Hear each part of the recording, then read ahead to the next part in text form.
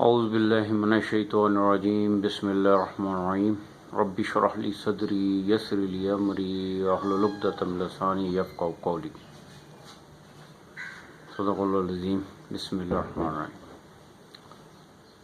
آج میں آپ سے جس موضوع پہ بات کرنا چاہ رہا ہوں یہ انتہائی اہم دلچسپ مضمون ہے، اور قرآن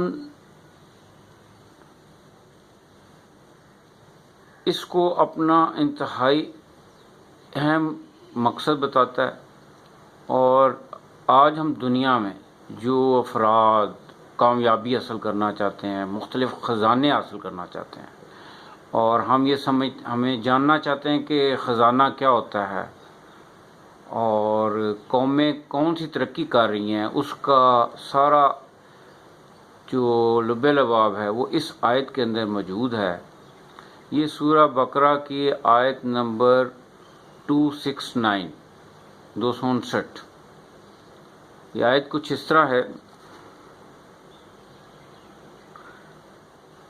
یؤتی الحکمۃ من یشاء ومن یؤتی الحکمۃ فقد اوتی خیرا کثیرا وما یذکر الا اولو الالباب. صدق اللہ العظیم.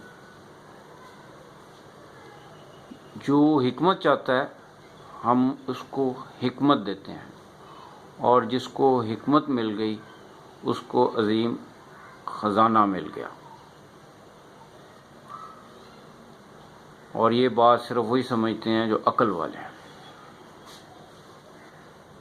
چنانچہ دنیا میں اللہ کے نزدیک سب سے بڑا خزانہ حکمت بصیرت کا حاصل کرنا ہے، اور یہ کتاب یاسین اور قرآن الحکیم اس کا اصل مضمون حکمت ہے. یہ انسانوں کی ذہانت کو بڑھانا چاہتی ہے تاکہ وہ زندگی میں اچھے اور صحیح فیصلے کرنے کی صلاحیت حاصل کر سکیں اور حکمت کے ذریعے حکومت کریں. حکومت اور حکمت کا چولی دامن کا ساتھ.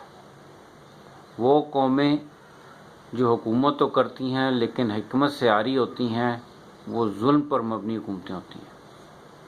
چنانچہ ہمیں اپنی زندگی میں حکمت پہ غور کرنا چاہیے. حکمت کا مقصد دانش ہے، حقائق کو جاننا، فیصلہ کرنے کی صلاحیت کو حاصل کرنا.